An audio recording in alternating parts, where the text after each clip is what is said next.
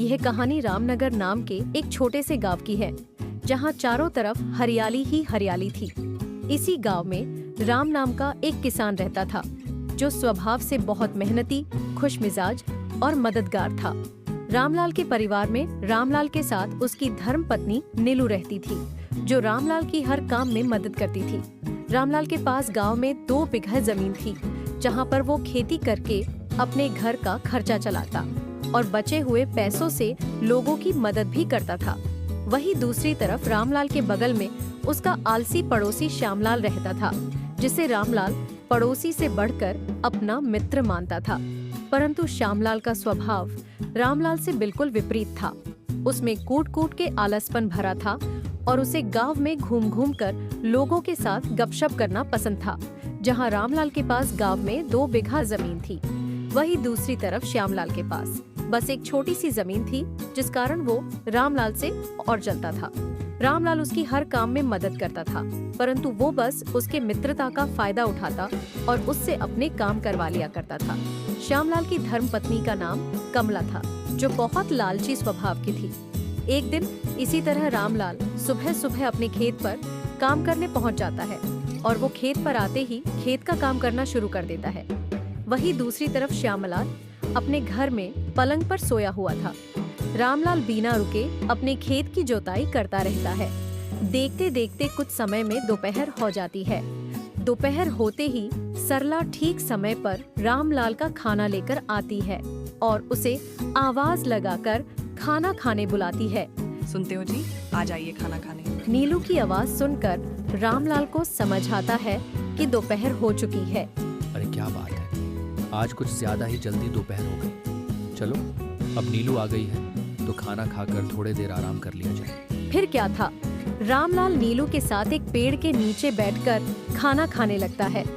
इधर रामलाल तपती धूप में खेतों में कड़ी मेहनत कर रहा था। वहीं श्यामलाल अभी तक सोया हुआ था। उसे सोते हुए देख कमला उसे उठाने आती है। अब उठ भी जाओ, कितना सोएगा? जरा बाहर जाकर भी देख लो, सूरज सर पर आ गया है। कमला के इतने जोर से चिल्लाने के कारण श्यामलाल उठकर बैठ जाता है। क्या हो गया भाग्यवान, क्यों चिल्ला रही हो? सोया था, मर थोड़ी गया था। और कितना सोना है, कभी तो जल्दी उठकर खेतों पर जाकर काम कर लिया करो। वह खेत में अपने आप फसल नहीं दे देंगे। अरे आज बहुत तेज धूप है, आज तो मैं नहीं जा रहा हूँ खेत पर काम करने। बस तुम ऐसे ही बहाने मारते रहो और बाद में जाकर रामलाल भाई के सामने पैसे मांगना। अरे तुम उसकी फिक्र छोड़ दो।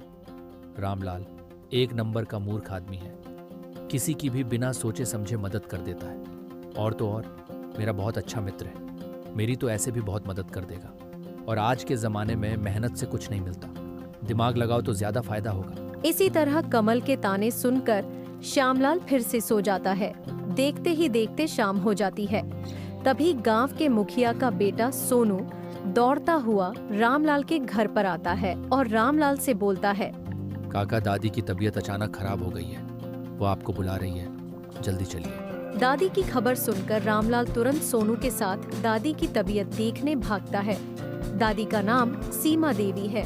पूरे गांव में दादी का वैसे तो कोई अपना नहीं था, पर रामलाल दादी का पूरा खर्चा उठाता और देखभाल करता है। क्या हुआ दादी, अचानक क्या हो गया आपको? सोनू जा फटाफट से डॉक्टर काका को लेकर आ जा। रामलाल के कहते हैं राजू डॉक्टर को लेने चला जाता है। बोलो दादी, सोनू बोल रहा था कि आप मुझे बुला रहे थे, कुछ काम है तो बोलो। कुछ नहीं रामलाल बेटा, पता नहीं अचानक मुझे बेचैनी लगने लगे तो मुझे लगा मेरा अंतिम समय आ गया है, तो सोचा तुम्हें एक बार देख लूं तो मैं चैन से जा सकती हूँ। नहीं दादी, ऐसा मत बोलो, अभी तो आपको और जीना है। इसलिए दादी मैं आपको कब से बोल रहा हूँ, मेरे साथ चल कर रही है, ताकि नीलू आपकी हमेशा देखभाल कर सके। नहीं बेटा, तुम तो जानते हो मेरी पूरी जिंदगी इस घर में गुजारी है और अब अपने अंतिम समय में इसको छोड़कर नहीं जा सकती। इसलिए मैं चाहती हूँ कि मेरे जिंदगी के आखिरी सांस इसी घर में निकले। दादी की ऐसी बात सुनकर रामलाल बहुत भावुक हो जाता है। तभी पीछे से डॉक्टर आ जाता है और दादी की तबीयत देखने लगता है। क्या हुआ डॉक्टर साहब, दादी ठीक तो है ना? हाँ रामलाल, सब ठीक है, बस अब उम्र थोड़ी ज़्यादा हो चुकी है तो इसीलिए ऐसा होता रहता है, पर अब इनका थोड़ा ज़्यादा ध्यान रखना होगा। हो सके तो इसके साथ हमेशा किसी न किसी को रहना चाहिए। ठीक है डॉक्टर साहब, अब से मैं इनका ज़्यादा ध्यान रखूंगा। बाकी सब ठीक तो है ना? कोई परेशानी की बात तो नहीं है ना? हाँ, रामलाल बाग की उनकी तबीयत ठीक है और मैंने कुछ दवाई लिख दी है। समय समय पर इनको देते रहना और आपसे थोड़ा ज़्यादा ध्यान रखना। डॉक्टर दादी की तबीयत देखने के बाद वहाँ से चला जाता है। सुनना दादी, डॉक्टर साहब ने बोला कि अब से आपकी ज़्यादा देखभाल करनी होगी और वह सिर्फ आपके पास रहकर ही हो सकेगा। हाँ बेटा, पर मुझे अब ठीक लग रहा है। तुम्हें मेरी ज्यादा चिंता करने की जरूरत नहीं है। नहीं दादी, आपसे मैं और नीलू हमेशा आपके पास रहेंगे। अगर आप हमारे साथ हमारे यहाँ नहीं आ सकती तो क्या हुआ, हम तो आपके पास रह सकते हैं ना। मैं कल ही मेरा और नीलू का सामान लेकर आ जाऊंगी। ठीक है बेटा, जैसे तुमको सही लगे। सोनू बेटा, हो सके तो तुम दादी के पास थोड़ी देर रुको। मैं अभी जाकर नीलू को यहाँ भेज देता हूँ ताकि आज रात को दादी के साथ रख सके। फिर क्या था, रामलाल सोनू को दादी के पास रहने को कहकर वहाँ से अपने घर चला जाता है। रामलाल फटाफट से अपना घर पहुँच जाता है और उसे देखकर नीलू पूछती है, क्या हुआ जी, आप कैसी है दादी की तबीयत? नीलू दादी की तबीयत फिलहाल तो ठीक है, पर डॉक्टर साहब ने बोला है कि हमें उसकी थोड़ी ज्यादा देखभाल करनी होगी। इसीलिए आपसे हम ये घर छोड़कर दादी के घर रहेंगे ताकि हम उनके पास हमेशा रह सकें। ये तो बहुत अच्छा रहेगा। इससे हमें ऐसा कोई ना कोई उनके आसपास रहेगा तो हम उनका ज्यादा ध्यान रख सकेंगे। नीलू, तुम्हें आज रात दादी के पास रुकना होगा। मैं कल अपने साथ हम हमारे काम लायक सामान लेकर वहाँ आ जाऊंगा। रामलाल से बात करने के बाद नीलू दादी के घर के लिए निकल जाती है। अगली सुबह रामलाल भी अपना और नीलू का सामान बांधकर दादी के घर के लिए निकल जाता है, पर जाते वक्त उसे घर से बाहर कमला देखकर रोक लेती है। क्या हुआ रामलाल भाई, कहाँ जा रहे हो सामान बांधकर? कहीं नहीं भाभी, बस दादी की तबीयत खराब है तो डॉक्टर साहब ने चला दी है कि अब उनके पास हमेशा कोई ना कोई होना चाहिए। देखभाल के लिए तुम्हें अब से मैं और नीलू दादी के साथ रहने वाले हैं। पर भाई, आप लोग अपना घर छोड़कर क्यों जा रहे हो? दादी को अपने पास ले आइए। नहीं भाभी, मैं दादी से कहा था, पर दादी अपना घर छोड़ना नहीं चाहती, तो मैं सोचा कि वह यहाँ नहीं आ सकती, तो हम तो उसके पास जा सकते हैं ना। और हाँ भाभी, जब तक हम दादी के यहाँ हैं तो जरा तब तक हमारे घर पर ध्यान रखें। अरे ये भी कोई कहने की बात है भाई साहब, आप निश्चिंत होकर जाइए। रामलाल कमला को सारी बात बताकर दादी के घर के लिए निकल जाता है। फिर ऐसे ही कुछ दिन बीत जाते हैं। रामलाल नीलू दादी के साथ अपना अच्छा समय बिता रहे थे। तभी अचानक एक दिन दादी की तबीयत बहुत खराब हो जाती है और उस समय पर रामलाल खेत पर गया होता है तो दादी नीलू को आवाज देकर बुलाती है। नीलू बेटी, वह नीलू बेटी, जरा यहाँ आना, एक बहुत ही जरूरी बात करनी है। दादी की आवाज सुनकर नीलू दौड़ते दौड़ते आती है। हाँ दादी बोलिए, क्या हुआ, आपको कुछ चाहिए क्या? नहीं बेटी, मुझे कुछ नहीं चाहिए, पर मुझे लग रहा है आप मेरे जाने का समय हो गया है। तुम जरा जल्दी से रामलाल को बुला दो, मुझे उससे कुछ बात करनी है। हाँ दादी, मैं अभी उन्हें बुला देता हूँ, आप चिंता मत करो। नीलू तुरंत घर से बाहर की तरफ चल जाती है ताकि वह रामलाल को बुला सके, पर जैसे ही नीलू घर से बाहर आई तो देखी वहाँ से सोनू गुजर रहा था, तो वह फौरन आवाज लगाकर बोलती है, सोनू बेटा, जरा जल्दी से जाकर रामलाल काका को बुला लाओ और उनसे बोलना दादी ने बुलाया है। नीलू की बात सुनकर सोनू तुरंत वहाँ से रामलाल को बुलाने चला जाता है। थोड़ी देर में सोनू रामलाल के खेत के पास पहुँच जाता है। काका जल्दी चलिए, दादी ने आपको बुलाया है। क्या हुआ सोनू बेटा, कुछ हुआ है क्या? ये तो पता नहीं काका, पर मैं जब दादी के घर के बाहर से गुजर रहा था तभी नीलू काकी ने मुझे आवाज देकर कहा, काका को बुला लो और बोलना दादी ने बुलाया है। अच्छा ठीक है, तो बेटा तुम भी मेरे साथ चलो। क्या पता डॉक्टर साहब को बुलाना पड़ा तो तुम वहीं से चले जाओ। रामलाल अपना सब काम छोड़कर सोनू को अपने साथ लेकर दादी के घर की ओर चल देता है। कुछ देर में रामलाल दादी के घर पहुंचकर दादी से बोलता है, क्या हुआ दादी, आपने मुझे बुलाया, बोलिए मुझे कुछ काम है क्या? हाँ बेटा, मुझे ऐसा लग रहा है कि मेरा अंतिम समय आ गया है, तो मुझे तुझे कुछ बताना था जो मैंने आज तक किसी को नहीं बताया। नहीं दादी, ऐसा मत बोलिए, अभी तो आपको और जीना है। सोनू बेटा जल्दी से जो और डॉक्टर काका को लेकर आओ। नहीं बेटा, अब इसकी कोई जरूरत नहीं है, मुझे तुम्हें पुश्तैनी खजाने के बारे में बताना है। दादी पहले ठीक हो जाओ, बाद में इस खजाने के बारे में बता देना। सोनू बेटा जल्दी से डॉक्टर काका को लेकर आओ। राजू वहाँ से फौरन डॉक्टर काका को बुलाने के लिए निकल जाता है। बेटा, अब डॉक्टर को बुलाकर कोई फायदा नहीं है, तुम बस मेरी यह बात अच्छे से सुन लो। मेरे घर के बाहर जो पेड़ है अगर तुम वहाँ खुदाई करोगे तो तुम्हें वहाँ एक जादुई संदूक मिलेगा। इस जादुई संदूक की खासियत है कि तुम इसमें जो भी चीज डालोगे वह कई गुना हो जाएगी, पर इसका इस्तेमाल जितना हो सके सुबह के समय में करना। तुम्हें इसके बावजूद जादू का असली असर दिखाई देगा।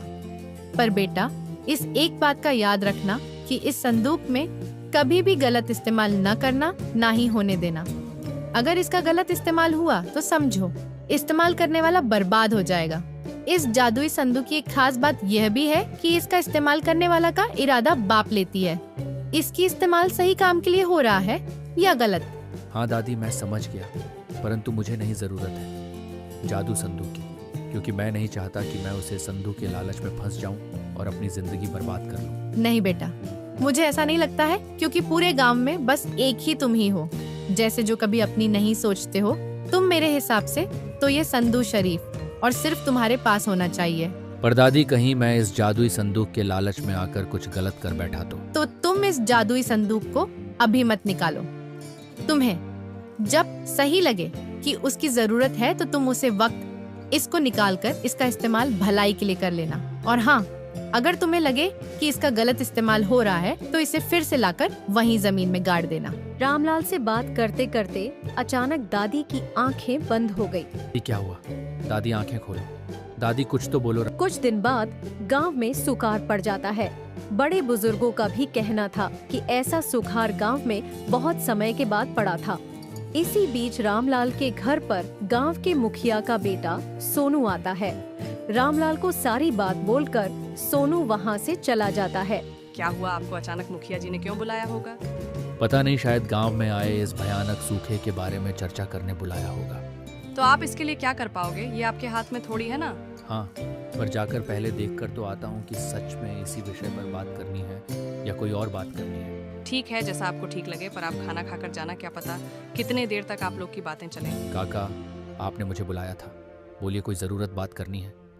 क्या रामलाल, गांव पर आई इस विपदा से तुम भली भांति परिचित हो? पानी की कमी और सुख के कारण गांव के लोगों का जमीन खराब हो गया है।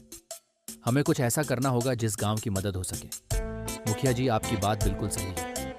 हमें जल्द से जल्द कोई समाधान निकलना होगा, परंतु सोचने की बात यह है कि हमारे पास संसाधन सीमित है। यही तो समस्या है। रामलाल, गांव के बुजुर्गों का कहना है कि हमारे पूर्वजों के पास कुछ विशेष साधन थे जिसकी मदद से उन्होंने ऐसी परिस्थितियों से निपटा था। मैंने सोचा गांव के सभी लोगों से बातचीत करके देखता, शायद कोई किसी भी तरह से मदद कर सके। मुखिया जी, मैं जल्द से जल्द इस बारे में कुछ सोचकर आपको बताऊंगा। फिर क्या था, रामलाल मुखिया के घर से अपने घर के लिए निकल जाता है। घर आते ही नीलू उनसे मुखिया के घर पर हुई बातचीत के बारे में पूछती है।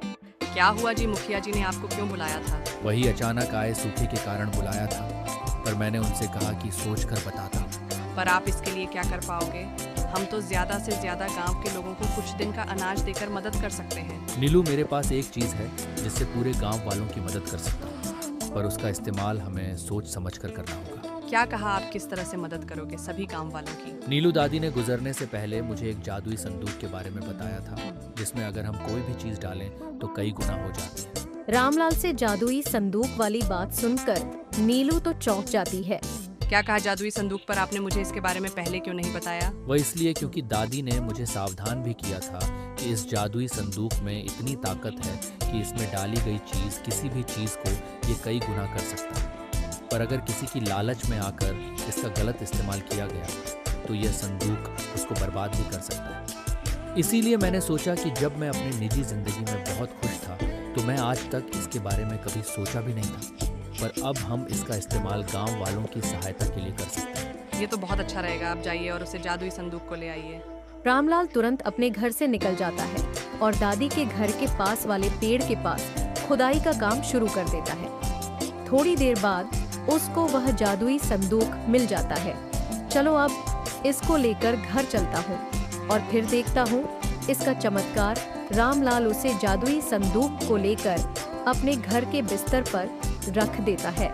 नीलू, ये रहा वह जादुई संदूक। बताओ, सबसे पहले इसमें क्या डालकर देखें? अब इस मौके पर हम गांव वालों को अपना अनाज देकर ही मदद कर सकते हैं, तो सबसे पहले इसमें हमें गेहूं का दाना डालकर देखना चाहिए। नीलू तुरंत रसोई में जाकर गेहूं का दाना लाकर उसे जादुई संदूक में डाल देती है। देखते ही देखते पूरा संदूक गेहूं के दाने से भर जाता है। संदूक का यह जादू देखकर तो दोनों पति पत्नी हैरान हो जाते हैं और इसका इस्तेमाल गांव के लोगों के लिए करने का निश्चित करते हैं।